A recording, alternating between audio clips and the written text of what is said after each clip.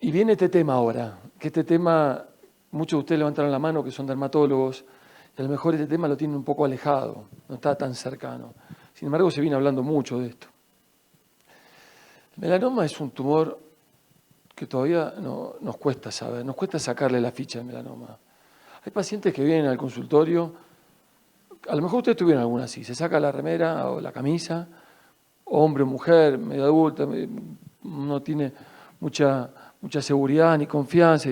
Tengo esto hace 15 años. No sé si alguna vez les pasó, pero no es tan raro esto, sucede.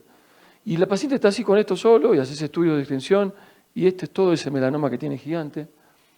Y a veces tenemos esto, como este paciente, con un pequeño melanoma ulcerado en el hombro y hacemos un PET por la agresividad de la lesión. Miren lo que tiene todas las extensiones de este melanoma cutáneo a melanoma metastásico. Si tenemos que hablar de terapia target, uno le hubiese puesto toda la energía en esto, ¿no? Es decir, bueno, la mortalidad en el melanoma en los 80, en los 90, en la década del 2000, 2010, y ahora aparecieron toda esta terapia biológica que tanto se está hablando en todos los congresos. Fíjense en Milán cuánto se habló de terapia biológica. Muchísimo. Agarren, si quieren, todo lo que es el Congreso Mundial y cuánto se habló de esto. Y uno esperaría esto. Bueno, entonces vamos a esto, a que la mortalidad baje. Sin embargo, no es así. Más del 80%, como dijeron bien antes, de las muertes por cáncer de piel son por el melanoma. En Europa es un número importante, 22.000 muertes por año. Cada 10 años la tasa se está multiplicando, aún con tratamientos sistémicos. Cuarto tumor en frecuencia. En Inglaterra, 2.000 casos de muerte por año y pacientes jóvenes con melanoma metastásico que no podemos resolver. Una de las cosas que tiene la medicina, sobre todo cuando vas creciendo, es que vas cambiando muchos conceptos. Todas esas verdades absolutas que eran en tu formación, pasan 5 años, pasan 10, y ahora acá pasan 2 y cambian totalmente. Entonces, una de las cosas que fui aprendiendo es cómo me posiciono frente a un paciente y una terapéutica que estoy ofreciendo, con qué seguridad. Una seguridad en lo que yo creo que es y que después quizás en un tiempo no va a ser así. Hay una historia muy larga y nosotros sabemos bien el interferón o interleuquina, altas dosis interleuquina, además. Eran tratamientos que no se podían hacer, no se podían lograr, pero sin embargo estaban instalados así.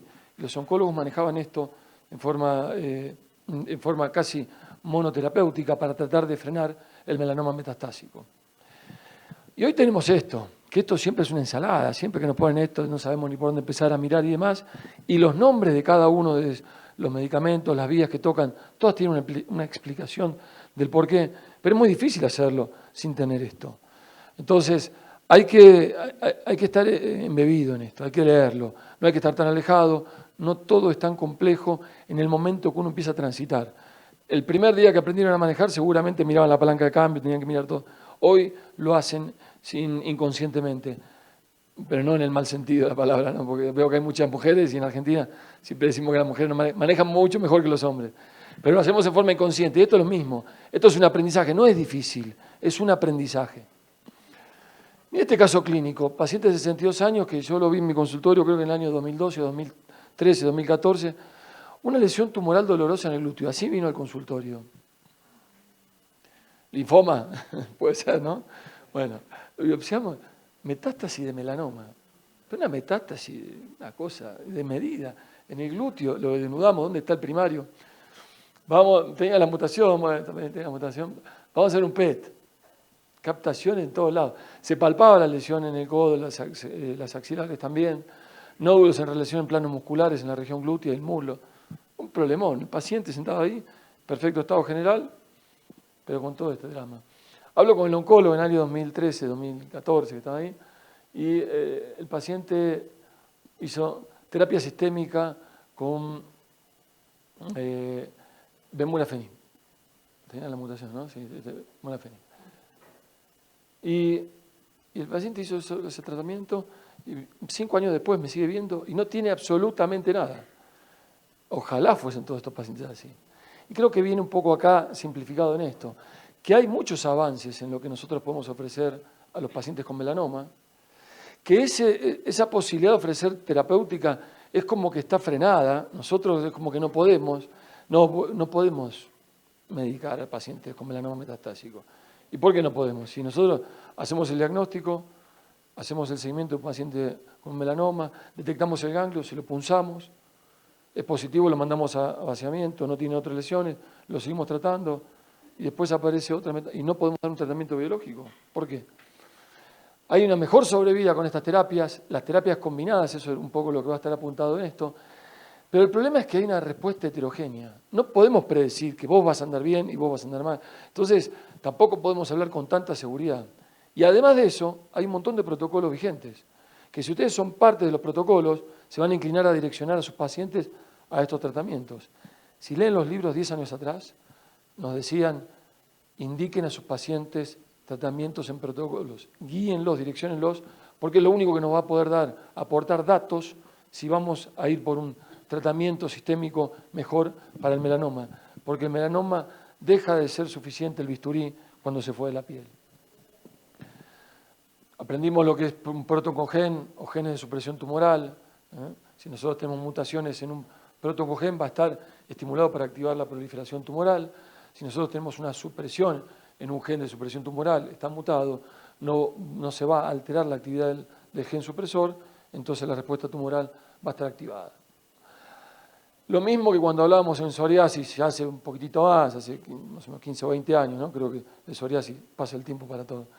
Pero bueno, que teníamos que categorizar dónde estaban los biológicos, blancos extracelulares o transmembrana, terminan en MAB, en IB cuando son intracelulares.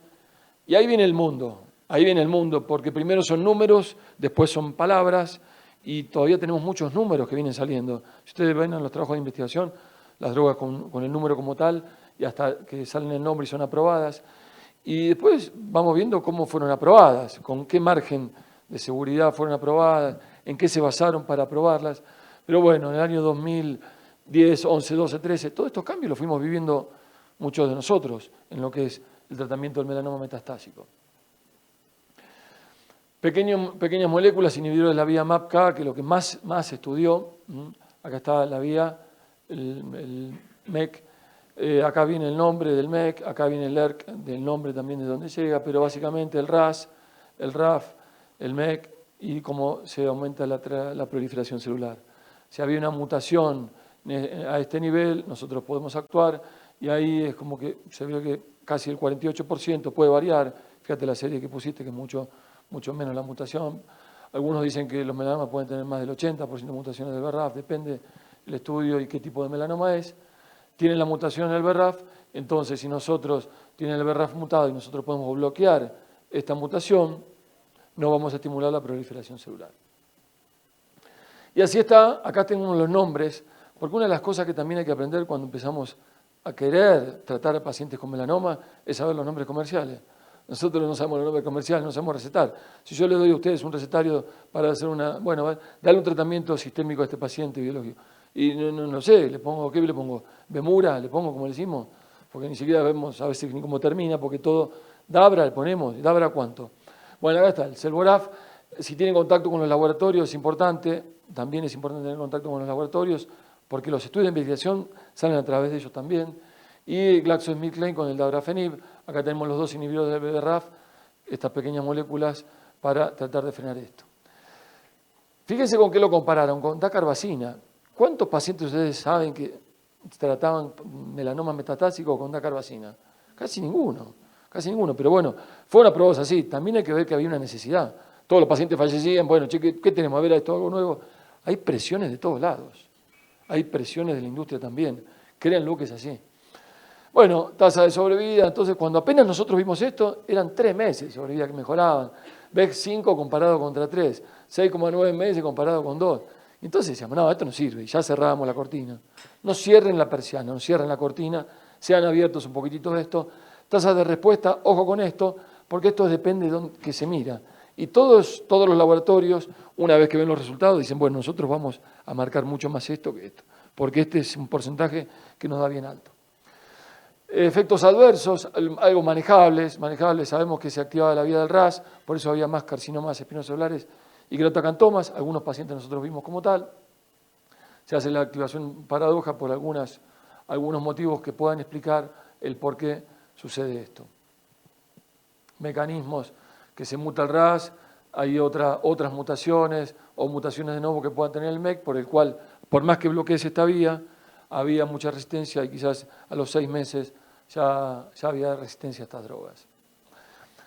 Por el cual lo que se empezó a hacer es decir, bueno, vamos a bloquear el MEC, entonces no bloquear acá arriba, sino bloquear un poco más abajo, más cercano a lo que es la proliferación celular dentro del núcleo, esto también por fuera, y acá es donde aparece el trametinib, ahí está el nombre comercial, Mekinist, así es como está, aprobado por la FDA, y no solo como monoterapia, sino que también se empezaron a combinar. Bueno, un bloqueador del BRAF, otro del MEC, a ver qué sucede.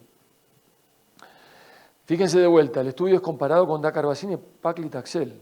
Está bien, nada, es para que sepan, hay que ver un poco la historia y el porqué. 4 meses de sobrevida, 22% una respuesta objetiva, completa o parcial. Acá meten 2 para tener un valor más alto, a lo mejor si está separado menor esto. Y una sobrevida, no sé, 81. ¿Qué pensamos nosotros primero como dermatólogos? ¿Y cuánto sale? Todos nosotros. ¿Y cuánto sale? Tanto. No, es mucha plata. No. ¿Y quiénes somos nosotros para decir que tenemos que determinar si este paciente puede o no? ¿Ustedes creen que los oncólogos dicen, no, no? ¿Ustedes saben cuánto salía el interferón? Las sumas que se gastaban y no, era un tratamiento que no servía para el tratamiento del melanoma metastásico. Bueno, acá algunos efectos, no había carcinomas espinocelulares, o sea, no se activaba la vía del RAS, pero después se empezaron a hacer combinar, porque los valores no eran muy buenos. Y hay que combinar esta terapéutica, y se empieza a combinar esta terapéutica, y hay 2 estudios importantes en la New England de estos, en el año 2014 publicados, y fíjense la progresión libre de enfermedad en tratamientos combinados, como que era algo mejor en los meses, algo mejor, no es tanto. Los inhibidores también combinados en el melanoma, en otro artículo, combinándolos, fíjense, las curvas dabrafenib y trametinib contra dabrafenib solamente. Poco, ¿no? Poco cambio. Pero además de esto tenía mucho más efectos adversos, entonces era un problema. ¿Ya? Entonces esta combinación no es la que se está utilizando.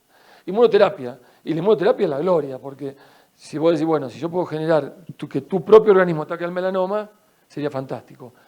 ¿Cuáles fueron los primeros que estudiaron la inmunoterapia? ¿Saben qué estudiaron? ¿Alguien sabe qué se estudió como inmunoterapia al principio en melanoma? Estudiaron linfocitos, pero ¿qué linfocitos?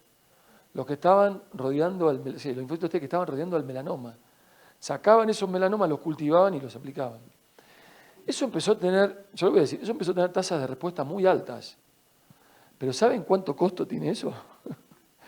Es muy bajo el costo de eso. Y hay presiones por todos lados. Yo conozco de un laboratorio nacional que no puede sacar la vacuna con estos linfocitos activados y porque hay presiones del otro lado, porque prefieren ir por otro lado, generar un aumento en la inmunidad a través de medicamentos, sino de linfocitos autólogos. Una locura. Lean los artículos y van a ver cuánto se habla de linfocitos autólogos proliferados. Muchísimo, con muy buena respuesta. No digo que sea esa la solución, digo que a veces se cortan líneas de estudio porque a veces no conviene. Pasa en medicina eso. Ipilimumab, grande Bueno, entonces, si mejoramos la respuesta inmunológica, activamos esos linfocitos propios, que la respuesta inmunológica esté sobreestimulada, dirigido contra el melanoma, esta interacción, el CTLA4, nosotros entonces podemos bloquear y estimularía que el linfocito siga trabajando, todo el tiempo siga trabajando, el linfocito siga trabajando. Y sería fantástico, entonces, estudios comenzaron hace mucho tiempo ya, y fase 3 ya está aprobado, en el New England también salió una gran publicación en pacientes con melanoma metastásico, y es una de las indicaciones principales que se fue dando en los últimos años en pacientes con melanoma avanzado. La expectativa de vida, resultados, disminuyó el riesgo de progresión en 36%, tasa de respuesta global para el ipilimumab casi un 11%. Control de la enfermedad casi el 30%, o sea, pacientes que lo frenaban. Pero bueno, ¿quién era para decir, te damos con esto 6 meses más de vida? Si ustedes son pacientes, todos dicen, sí, yo. ¿Y qué problemas traía? Bueno, todos los inmunológicos tienen otros problemas agregados que hay que controlar un poquitito más, pero eso es otro gran capítulo. Pero bueno, los pacientes lo recibían y si vos tenés pacientes, teníamos pacientes que se curaban, pacientes que no tenían más indicios de tener melanoma metastásico y otros que evolucionaban muy mal. Fíjense, de vuelta, le agregaron dacarbazina para ver algún tipo de dacarbazina con placebo comparado con ipilimumab y ver la sobrevida a 3 años tenía 20% más en comparación con el placebo y dacarbazina. Mucha mayor frecuencia de efectos adversos, porque se suman efectos inmunológicos, entonces hay que seguir un poquito la función hepática, sanguínea, hay que tener un poco más de control. Este es uno de los motivos por el cual los oncólogos levantan la mano y dicen, no, esto no lo pueden dar ustedes, porque no, estos pacientes son peligrosos y demás. Y nosotros, pero ustedes tuvieron que aprender a manejar la droga. Sí, nosotros nos costó 6 años aprender, y bueno, ¿por qué nosotros no podemos hacer esa curva de aprendizaje con ustedes? ¿Por qué no podemos ser parte de esto? Una de las cosas que hizo en algunos pacientes es lesiones vitiligo-like, o sea que destruía toda la pigmentación del melanoma cuando iba destruyendo algunas metástasis del melanoma cutáneo y dejaba estas zonas vitiligoides. Y vimos que también estaba eso presente en algunas otras. Mucho mayor efectos adversos por problemas inmunológicos, hay que estar detrás de los pacientes, nada que ver con los inhibidores del BRAF o del MEK. Y bueno, después mejoramos un poco más todavía, los anti-PD1, PD1 ligando. Esto, muchísimo de esto creo que lo que más se habló en los últimos años, en también aumentar la proliferación de los linfocitos T contra los tumores. Nivolumab, el Opdivo, de Bristol Myers Squibb, esto es importante, tengan contacto con las empresas farmacéuticas, tengan contacto, háblenles que ustedes están trabajando en cáncer de piel. Sean parte de esto, porque ellos tampoco saben quiénes son los que manejan esto. Anticuerpo monoclonal dirigido contra el PD1, ahí está el tratamiento, tasa de respuesta del 41%, solo responden en pacientes con tumores que expresen el PD1.